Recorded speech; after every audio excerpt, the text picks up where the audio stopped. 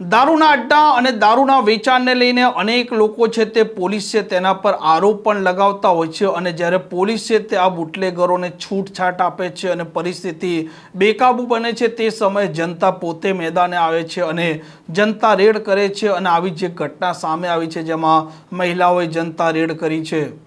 વૈષ્ણવજન તો તેને કહીએ જે પીડ પરાઈ જાનાને રે।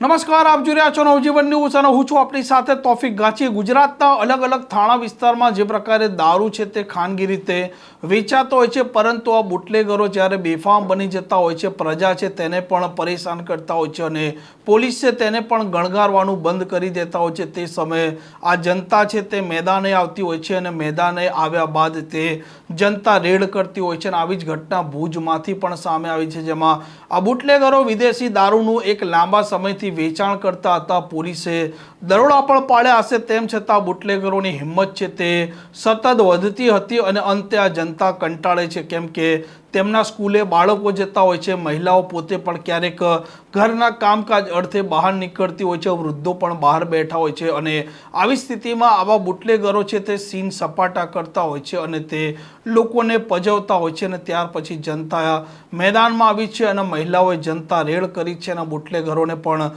દોડતા કર્યા છે અને આ પોલીસ છે તેમણે પણ આ મામલે કાર્યવાહી હાથ ધરી છે અને જે ઘટના સામે આવી છે તે પણ સાંભળો। બેન દીકરીઓ બધી રહે છે અને આ ભાઈ ઊભો છે સામે, મને લાગે એ પણ વેચે જ છે। અત્યારે મેં જથ્થાબંધ અને આ ભરચક એરિયા છે, અહીંયા રેસ્ટોરન્ટ છે, અહીંયા પાનના આ બધા બી છે। આજે જે રેડ પડી છે એમાં દુનિયાભરનું ઇંગ્લિશનો જથ્થો પકડવામાં આવ્યું છે। આ જોઈ લો, આ આટલું બધું અહીંયા લગભગ લોકોને ખબર હશે પણ કોઈ અવાજ ઉપાડતો નથી અને આટલું ખુલ્લે આમ ઇંગ્લિશ દારૂ અત્યારે લગભગ 6:30 કે 6:45નું ટાઈમ છે। આ ટાઈમે જો આ હાલત હોય તો રાતની મોડેકથી શું થાય। દારૂના જે વિડીયો છે એની સાથે નવા કલેક્ટર સાહેબને નજરાનો પેશ છે કે સાહેબ આ એક ઝલક છે આપશ્રીને કે આ ભુજ કચ્છ ગુજરાતમાં ખુલ્લેઆમ ઇંગ્લિશ અને દેશી દારૂની જે બધીઓ ચાલે છે જેનું કોઈ લિમિટ નથી, તો આપ સાહેબ માટે આ અમારા તરફથી એક નજરાનો છે।